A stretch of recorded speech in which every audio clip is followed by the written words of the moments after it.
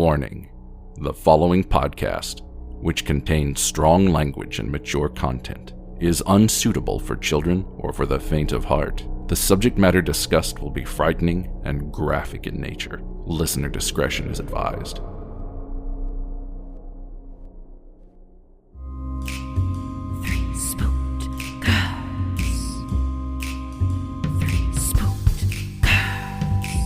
When you wanna hear about the paranormal, you get the Spooked Girls. True crime that makes you hypothermal. With the 3 Spooked Girls, stabby snippets will give you dreams. Tara and Jessica will make you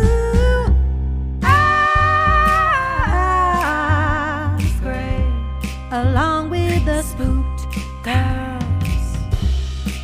Bring on the slaughter, we on that haunted ground. Spooked Girls. The 3 Spooked Girls.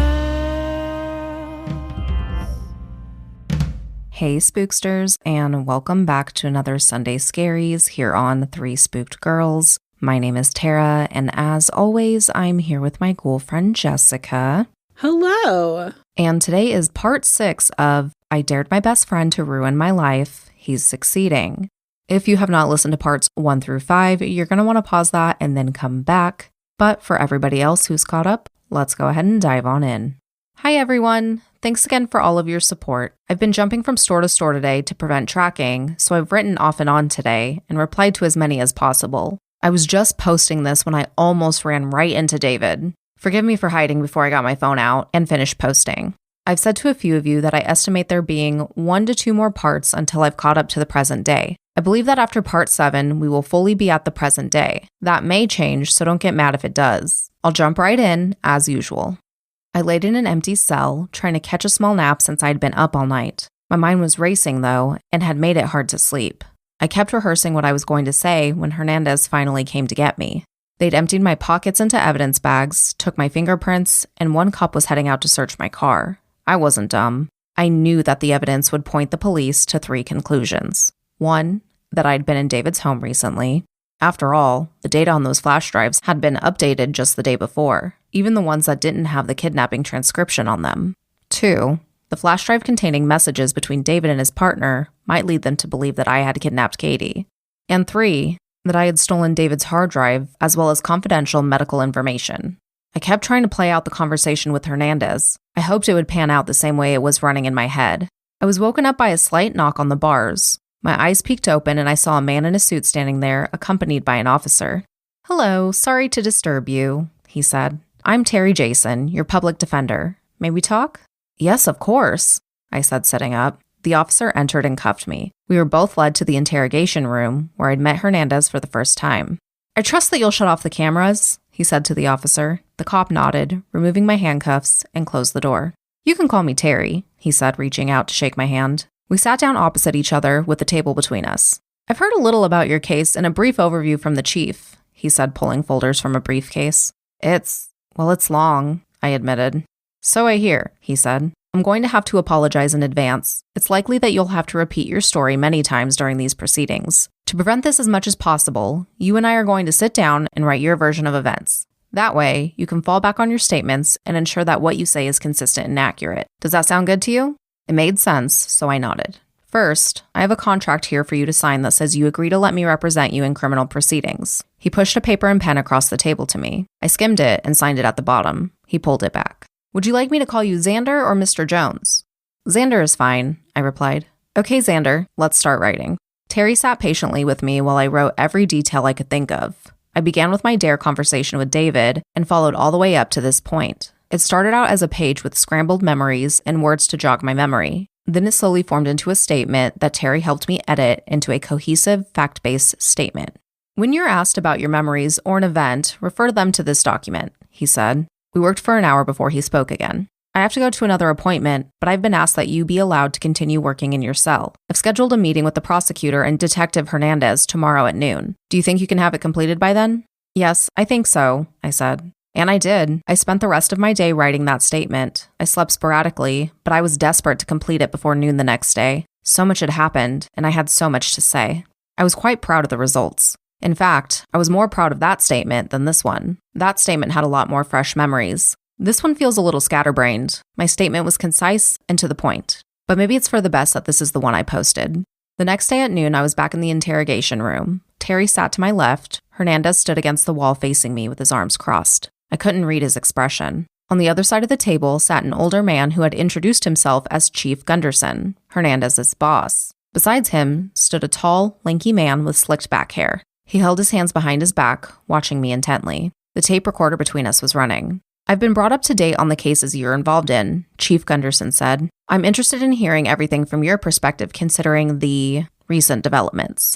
"You arrested me just to hear my side of the story?" I snipped. "No. I arrested you because you're suspected of burning down Anne King's house and thereby killing her," Chief Gunderson said. "Hernandez tells me that you might have felt justified in doing so, considering all the accusations that you've levied against Mr. King. So I'd like to hear what happened from the beginning and hear your side of events."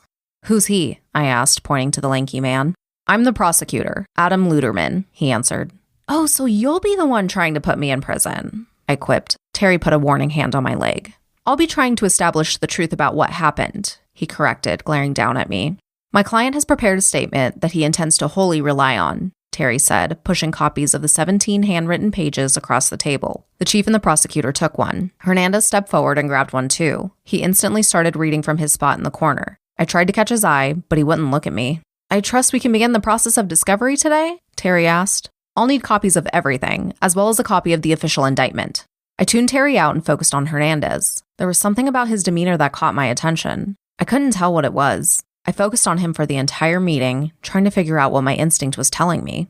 They talked over legal details with Terry and corroborated the process of discovery between the two parties. A couple days later, Terry was sitting with me in the interrogation room again, talking through what he'd learned from the discovery. Discovery is when two sides of a case share evidence so there are no surprises when they go to trial. Anything not brought up in discovery is not admissible in court. Before trial, though, would come my arraignment. That's when the formal charges would be laid against me, and I would have to plead either guilty or not guilty. Terry was talking through the discovery with me so that I would be prepared for what they'd say during the hearing and decide whether I'd plead guilty or not guilty. Here's what I learned. After I'd been arrested, the police had searched my car and found the hard drive, flash drives, and psychiatric evaluation. And something else that was curious, a half-empty gas canister. That fucker had planted a gas can in my car at some point without me knowing. I'd been in my car all night, so either David knew he was going to burn his house down before I went to Walmart, or he planted it within the few minutes I was in the police station. I told Terry about the gas can being planted, and he wrote down some notes. The police had searched through the contents of all the flash drives and discovered the conversation between David and his partner, except, as predicted, they accused me of writing the messages and therefore linked me to a kidnapping. The text file never specified Katie's name, but they claimed Katie's kidnapping was the most likely scenario since I knew about it and was therefore involved. Despite this evidence, however, the prosecution didn't feel like they could convince a jury without more evidence. So, Katie's kidnapping wasn't planned to be laid against me as a formal charge, but they were searching for evidence. They had also tried to open the contents of David's hard drive, but found that it was encrypted, just like I had.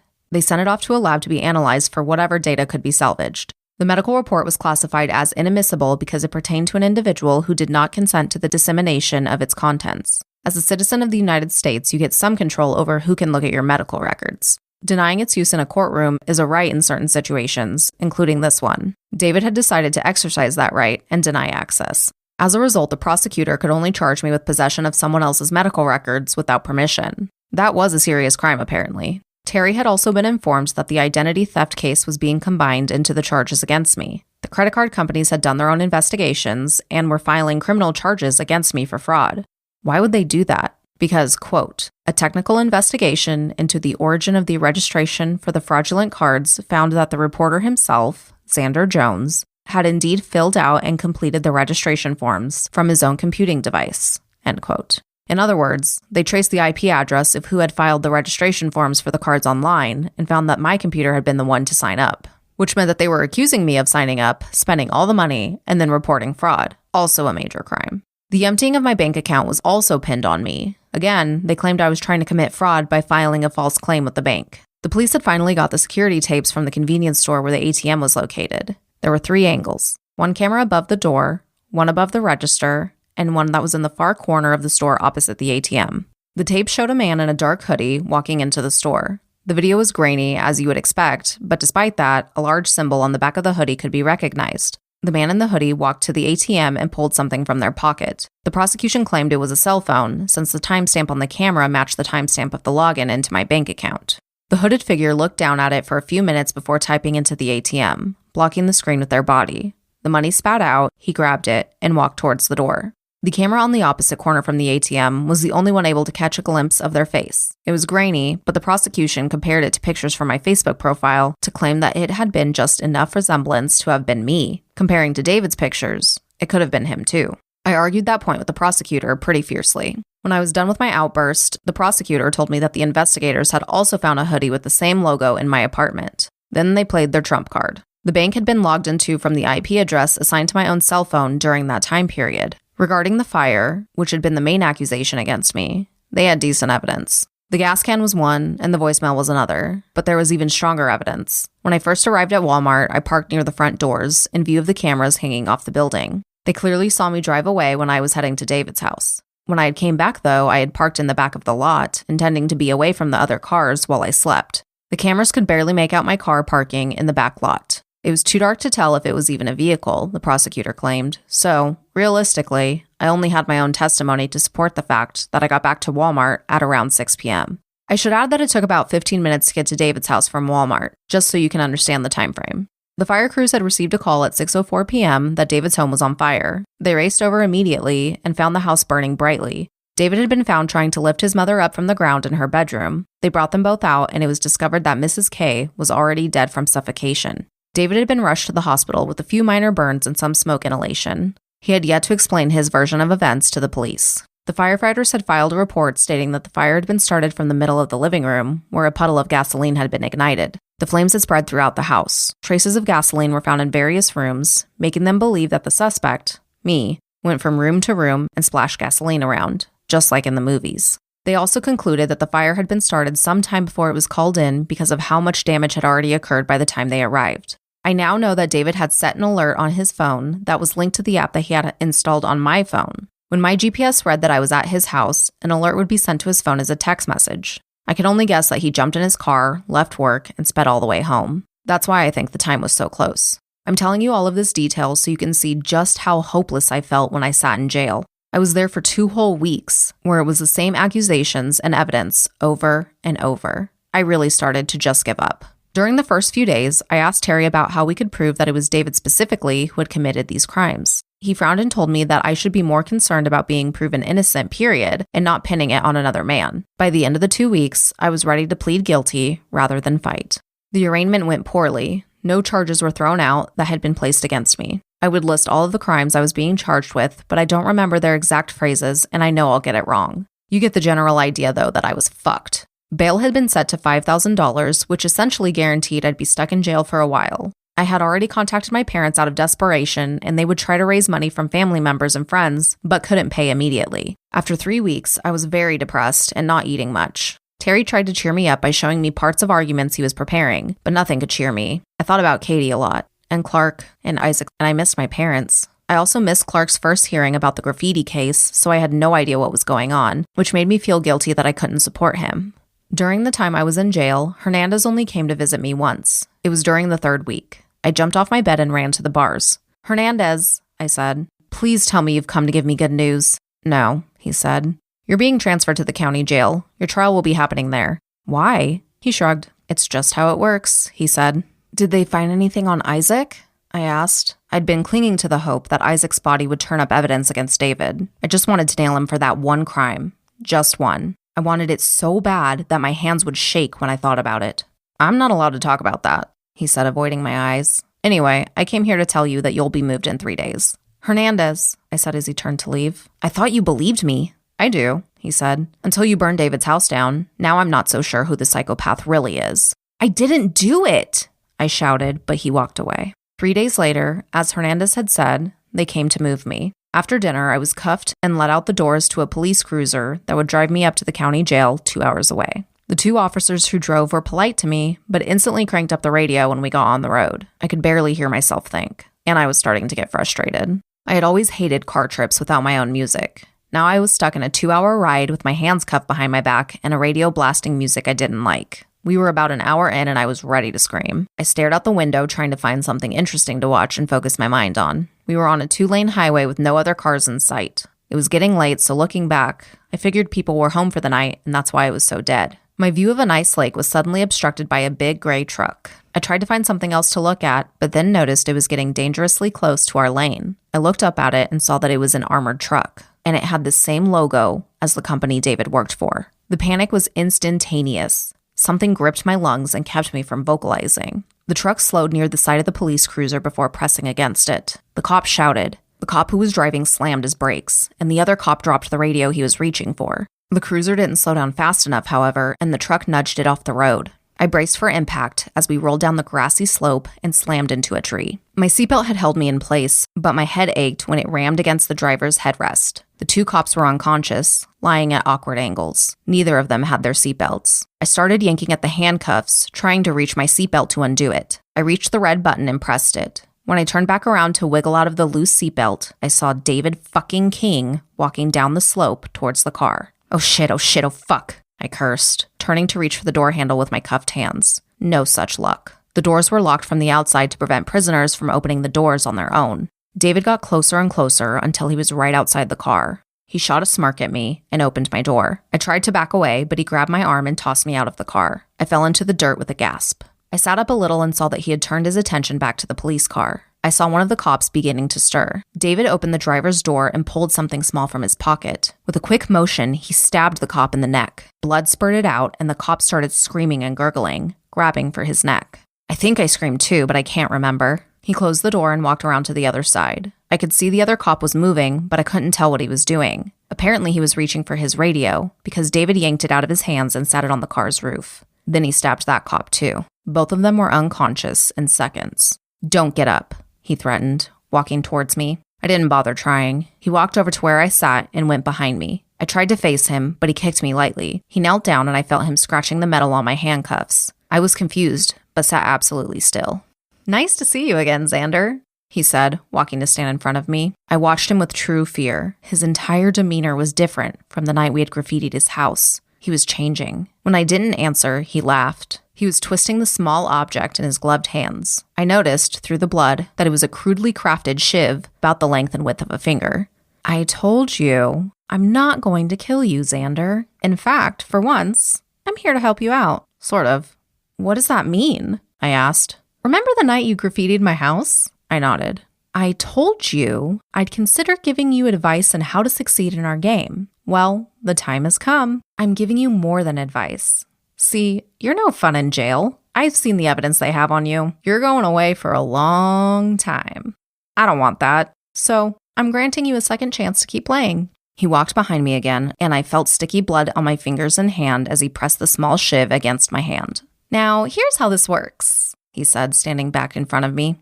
"I'm going to leave this knife with your fingerprints on it in the car. They'll think you stabbed the cops and made a run for it. I'm going to remove your handcuffs and let you make a run for it. You'll have a 30-minute head start before I call in on the radio." "Oh God, he has a knife. He stabbed the driver and he's—" David cut off, mimicking the call he'd make. Goosebumps ran up my spine. "I'll be sitting here and waiting. If you attempt to come back, I'll just take you away in my car and we'll play a different game. Do you understand?" I nodded, too terrified to speak. "Get up," he commanded. I struggled to my feet, rolling in the dirt to get to my knees and stand. "Come here," he said, moving towards the police car. I followed. He opened the police car door and pulled his hand against the officer's neck. I flinched when he flicked blood at me. It splattered against my jail jumpsuit and face. I almost threw up. "There we go," he purred. He motioned for me to turn around, and I did. He pulled the handcuff keys off the dead cop and unlocked the cuffs. I rubbed my wrists. They were sore and marked from the car crash. I considered trying to get the shiv from him and attack, but the idea of going with him in his car to play other games terrified me. David had set a backpack next to the car, and now set it in my hands. "Hernandez says hello," he says with a malicious grin. "I paid him a lot of money to get him to let me track this car. He demanded that I give you half. Of course, I'm not that generous, so here's $2,000, a change of clothes, new shoes, and a map. Nearest town is in 10 miles west. Better hurry. Remember, in 30 minutes, I'm calling it in." My jaw shook as I put the backpack on and started heading towards the setting sun. The forest looked dark and menacing. I looked back when I was partway through the trees, and there he was, leaning against the car, drinking from the coffee container one of the cops had brought with them. Shuddering, in shock, and absolutely terrified, I walked into the woods. And that is going to go ahead and wrap us up for today. We hope you guys are enjoying this series, and we will catch you back here on Thursday for another episode. Bye, guys. Toodles.